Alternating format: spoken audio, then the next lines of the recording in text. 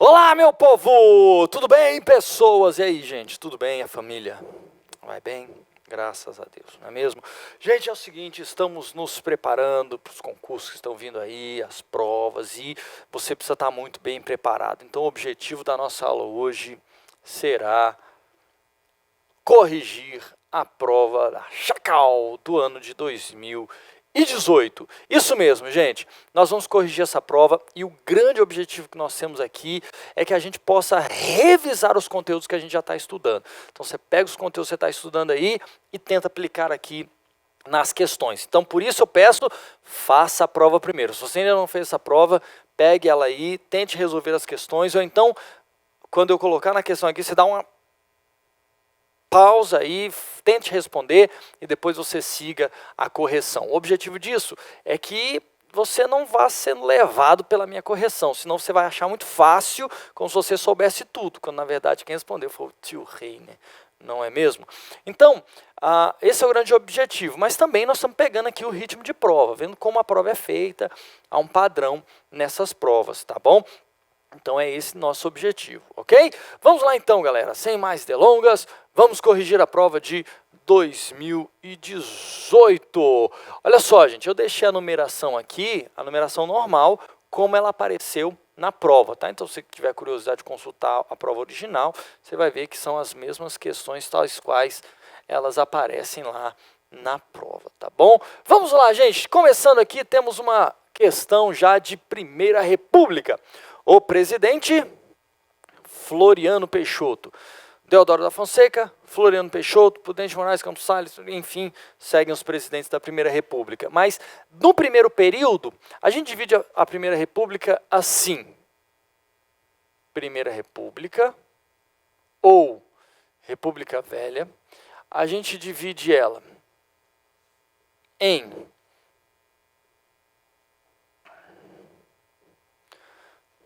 num primeiro período, a República da Espada, que vai da proclamação da República até a eleição de Prudente de Moraes, em 94. Depois nós temos a República Oligárquica, que vai da eleição de Prudente de Moraes, 1894, até quando Vargas toma o poder e derruba Washington Luiz em 1930, o último presidente da Primeira República. Tá? Então, a República da Espada e a República Oligárquica. Na República da Espada, nós temos só dois presidentes. Na República da Espada, nós temos o Deodoro da Fonseca e o Floriano. Marechal Deodoro da Fonseca e Marechal Floriano Peixoto. Ok, vamos lá então. O presidente Floriano Peixoto, governador de 91 e 94, conseguiu a proeza de articular em torno de si uma considerável base de apoio político, motivo pelo qual recebeu o título de o Consolidador da República. No entanto, precisou enfrentar algumas manifestações de oposição, entre as quais se pode citar o que o Floriano Peixoto teve que enfrentar também. É engraçado, ele não botou o nome aqui, não sabe quem podia entregar, mas também pode ser chamado e foi acusado à época de ser o Marechal de Ferro, pelo uso que fez do seu poder para conseguir controlar o seu governo, o governo em suas mãos. Então, o que ele fez? A Revolução Praieira? Não. A Revolução do Vintém? Não. A Revolução Federalista? Sim. A Guerra do Contestado? Não. A Revolução Constitucionalista? Não. O que foi a Revolução Federalista? O Rio Grande do Sul queria uma maior autonomia das entidades da federação. E que ele não queria dar, porque senão ele ia perder o controle. E se cada entidade da federação quisesse autonomia... Então, o princípio federalista era de maior autonomia possível dos governos, dos estados. Mas, para manter a república, foi necessário um controle muito forte. E o Marechal o Marechal Floriano Peixoto foi apelidado de Marechal de Ferro por controlar com muita rigidez todas essas antigas províncias, agora depois da proclamação da República, esses governos, né, esses estados. Além da Revolução Federalista, ela é a única posta aqui, mas além da federalista, ele também teve que lidar com a revolta da Armada, tá bom? Que se mantinha leal ainda a Deodoro da Fonseca. Ele teve que lidar com a revolta da Armada. Então a 11 é isso daí. Vamos para a questão número 12. Número 12. A questão um pouco maior, né? Mas a gente vai primeiro buscar aqui o que ele quer, depois a gente lê os itens. O início do período republicano no Brasil foi marcado por vários conflitos e revoltas populares. Entre os movimentos sociais, destaca-se a revolta da vacina, ocorrida entre 10 e 16 de novembro de 1904, na cidade do Rio de Janeiro. Sobre essa revolta é correto afirmar que o que é correto ou não falar sobre a revolta da vacina. Lembrando, galera, tivemos várias revoltas durante a Primeira República. Eu vou citar. Nós tivemos aqui... Vamos começar pela ordem de acontecimento nos meios rurais. Nós tivemos a revolta de Canudos, o contestado, que acontece, Canudos no norte da Bahia, o contestado entre Paraná e Santa Catarina. Nós tivemos o cangaço no Nordeste, esse movimento é longo. E nos meios rurais, nós tivemos a revolta da vacina, tivemos também a revolta da chibata e também tivemos o tenentismo. Eu acho que, inclusive, temos uma outra questão aqui, falando sobre tenentismo, eu acho. Bom, mas está aí.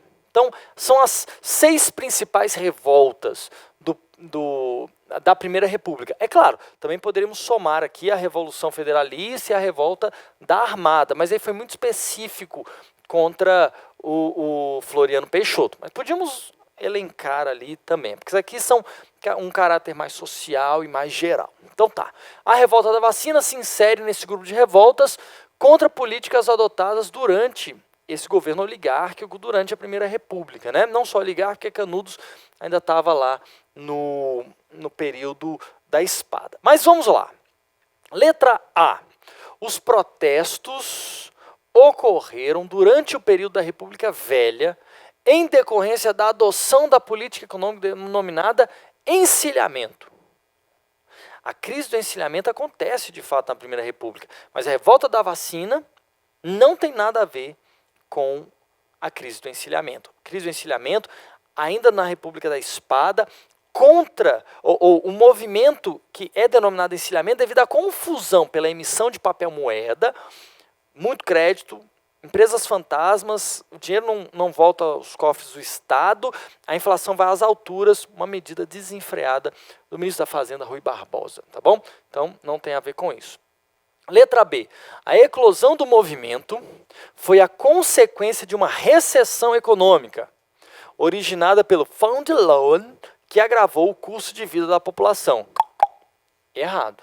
Não foi uma recessão econômica que levou à revolta da vacina, muito embora, fosse um povo miserável, que vivia em cortiços, em prédios com inúmeros apartamentos, pessoas vivendo com suas famílias empoleiradas nesses cortiços, péssimas condições sanitárias no centro do Rio de Janeiro. Letra C. O surgimento das manifestações deveu-se a uma política de reurbanização e de saneamento da cidade, que provocou um elevado custo social, como, por exemplo, a demolição dos cortiços. Letra C está correta. Mas, senhor Heine, não tem a ver com vacina? E cadê a vacina aqui na letra C? Cara, o nome tem a ver com vacina. Mas é interessante que em todas as provas da Chacal, ele vai aprofundando naquilo que é mais essencial da revolta da vacina. Não, a vacina é um problema, mas é a eclosão. O que leva, o que junta esse movimento não é a vacina em si, embora ela tenha a gota que transbordou tudo. Esse movimento foi ocasionado principalmente pelo grande projeto de reurbanização do Rio de Janeiro, que está derrubando os cortiços e está tirando essa galera do centro do Rio de Janeiro e mandando para as periferias da cidade do Rio, tá bom? Por causa das reformas urbanas Então, embora saneamento seja coisa boa, reurbanização seja bom, isso acabou afetando diretamente a vida dessas pessoas. Vamos lá, vamos ver o que está errado na D e na E. Letra D. A insatisfação popular surgiu de um desdobramento da campanha de vacinação voluntária, a vacinação era obrigatória, que foi mal divulgada pelo governo. Foi mal divulgada, mas não era voluntária, era obrigatória. E a forma também gerou revolta. Letra E. A sua principal causa está ligada à transformação da cidade por meio da implantação de uma arquitetura moderna, que apresentou como resultado a construção de habitações coletivas. Ora, se fosse derrubar cortiços para fazer prédios, apartamentos, que atendesse essa população miserável, o povo estaria fazendo festa, mas não era esse o caso, né? Então a letra E também está incorreta. Ficamos então com a letra C, ok? A letra C está correta. Vamos lá, galera, vamos para a questão de número 13. Questão de número 13. Agora vamos falar um pouco sobre Getúlio Dornelles Vargas. Olha lá. Desde a implantação do governo provisório, de 30 a 34, o relacionamento político entre Getúlio Vargas e os paulistas foi tenso, devido, sobretudo, à Revolução de 30, que impediu... A Revolução de 30 foi quando Vargas assumiu o poder, tá bom? Que impediu a posse do candidato eleito por São Paulo, Júlio Prestes, que era um paulista. A oposição de São Paulo chegou ao ápice com a Revolução de 32, cujos objetivos foram os seguintes. Vamos lá. A Primeira República foi até 1930. Em 29, nós tivemos eleição. Washington Luiz era um paulista. Pela lógica do café com leite, que era a prática política dessa República Velha, chegando ao final de do mandato de um paulista, ele indicaria como seu sucessor um mineiro ou alguém indicado pelo Partido Republicano Mineiro, pois essa aliança foi quebrada. Como em 29 nós também tivemos a crise econômica, e essa crise econômica internacional acabou afetando o Brasil, e o nosso café acabou sendo afetado, Washington Luiz pensou, puxa vida, se eu passar o poder para os mineiros, não vou estar tão atentos aos cafeicultores paulistas quanto eu estou. Então, ao invés de nomear um mineiro, vou indicar outro paulista. Aí, deu um peteco no Partido Republicano Mineiro, os caras ficaram virados Zé Telo, e o resultado foi que ele indicou Júlio Prestes, e aquilo que se esperava, Júlio Prestes ganhou. O candidato da oposição, que era o candidato da Frente Liberal, apoiado pelo Partido Republicano Mineiro, era Getúlio Vargas. Então Getúlio Vargas perde a eleição, mas dá um golpe de Estado. Júlio Prestes não assumiu, não deu tempo. Washington Luiz foi deposto, então Getúlio Vargas assumiu. Os paulistas ficaram, menino, pense nos paulistas brabos, esses paulistas ficaram indignados e voltaram-se contra Vargas, exigiram uma Constituição, exigiam leis próprias, exigiam uma reorganização do Brasil, convocação de eleições, até o ano de 1932, em que essa indignação expressa na política se tornou ato de fato, e eles pegam em armas contra Vargas. A gente chama isso de Revolução ou Revolta Constitucionalista de 1932, porque dentro de um governo provisório, Vargas não tinha uma Constituição. Tirou a Constituição de 1891, que era da República Velha, e governava por decretos de lei. Tendo feito essa breve explanação histórica, bora lá, galera. Quais eram os objetivos da Revolução de 32? Vamos lá. Letra A. O fim do governo provisório e a imediata reconstitucionalização do país. Ou seja, uma nova Constituição para o país. Correto! Pronto, acabou. Simples, né, gente? Está correta a letra A. O fim do governo provisório, deixa de ser provisório, bota uma Constituição. Então, o grande objetivo da revolução revolta ou Constituição, tanto faz, depende do referencial, da Revolução Constitucionalista de 1932, e veja que ele não colocou constitucionalista, porque senão ia dar muito na cara, né? Então, o grande objetivo da revolta, ou Revolução Constitucionalista de 1932, era de fato que voltasse à ordem constitucional com uma nova Constituição para o Brasil. Então a letra A está correta. Vamos ver o resto? O fim do governo provisório é a nomeação de um militar para o governo de São Paulo. Errado. Era uma das exigências também.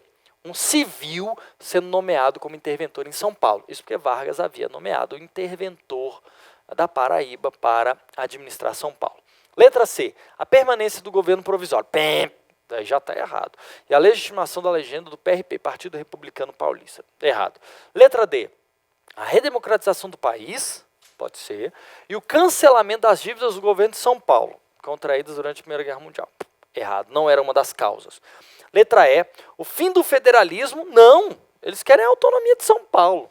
E o fim do movimento cívico denominado MMDC, iniciais os nomes de 4 jovens que participaram das manifestações contra o governo de Vargas e morreram.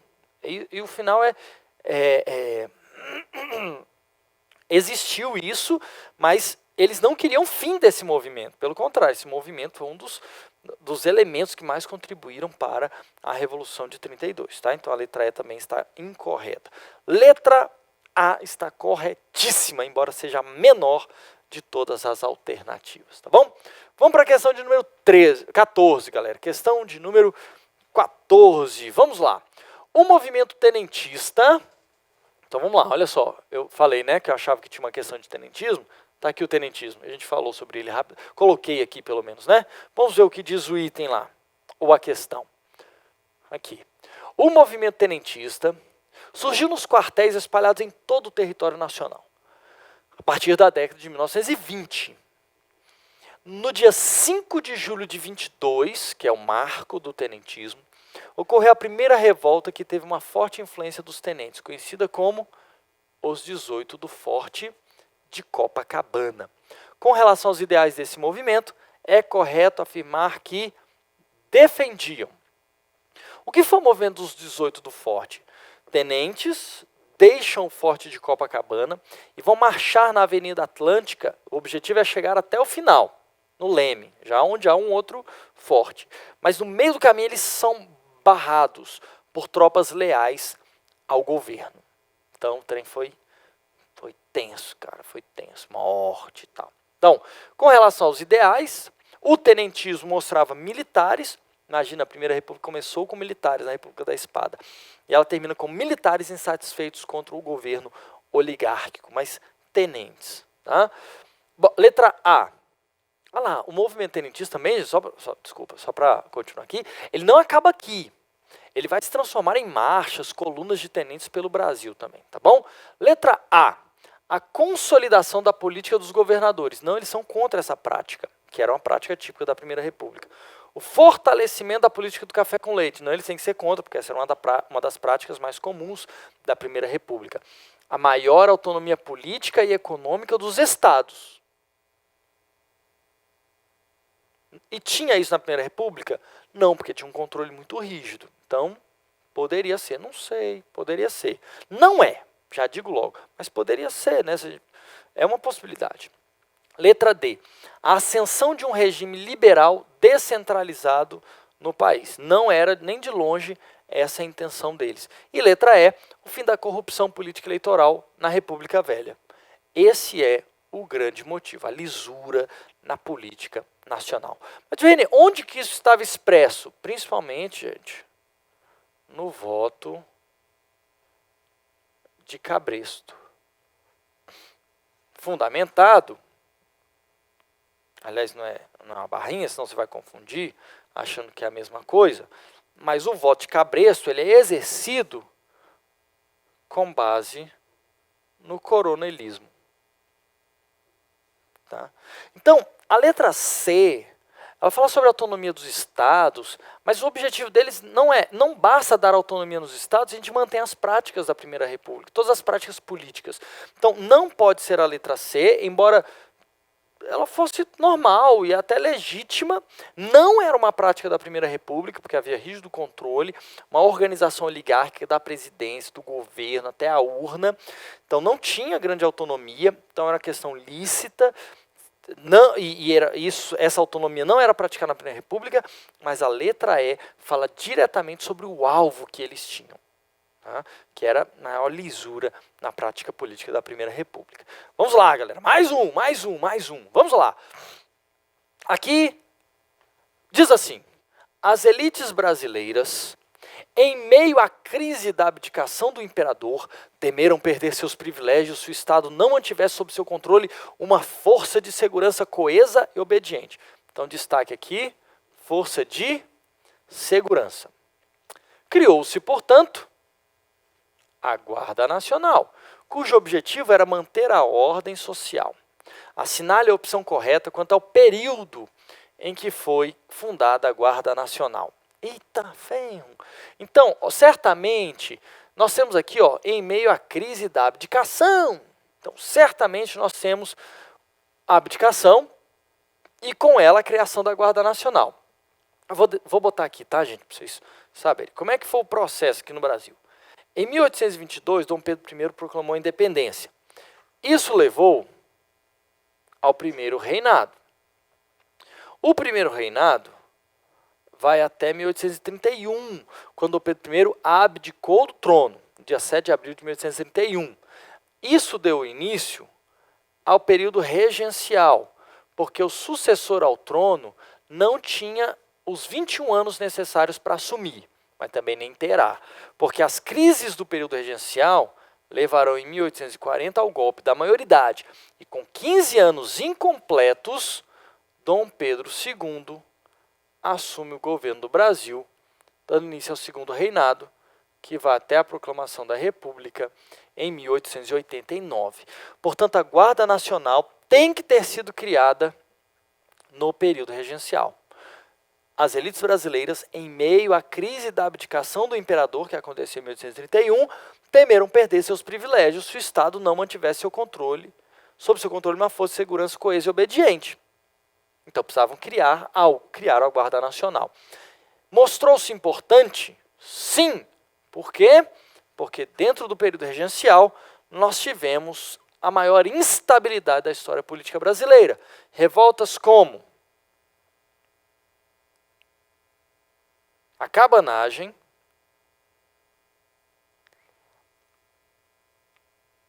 a balaiada, a sabinada e a farroupilha. Todas revoltas do período regencial. São várias, tá, gente? São mais de 40 revoltas durante esse período. Essas são as importantes, as que geralmente caem em prova. Além da revolta dos malês, que é menorzinha, dura uma semana. Mas perceba que, durante esse período, há muita revolta, muita instabilidade. De fato, a elite está preocupada e ela precisa de uma Guarda Nacional que sufoque essas revoltas. Então, vamos lá. Assinale a opção correta quanto ao período. Eu sei que é uma questão muito direta, ou sabe ou não sabe, mas pelo menos dei alguns elementos que elucidam. Vamos por eliminação? Vamos tentar ir por eliminação? Vamos lá. Não foi no segundo reinado e não foi no primeiro reinado. Não foi no primeiro nem no segundo reinado. Foi durante a corte joanina, o período em que Dom João VI esteve no Brasil? Não. Não, foi durante o período regencial. Foi durante a regência 1 ou a regência trina? Eita, pois é, esse é o grande problema.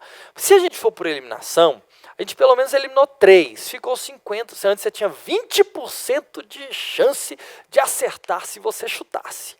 Agora você tem 50% de chance de chutar. Isso é uma estratégia, tá? Estratégia de prova. Vá por eliminação se você não sabe exatamente a resposta. Letra B ou letra C, aí você faz com a caneta lá, certo ou errado, se você for chutar. Mas, se logo no início, com a crise da abdicação, isso foi feito, isso nos leva a uma reflexão.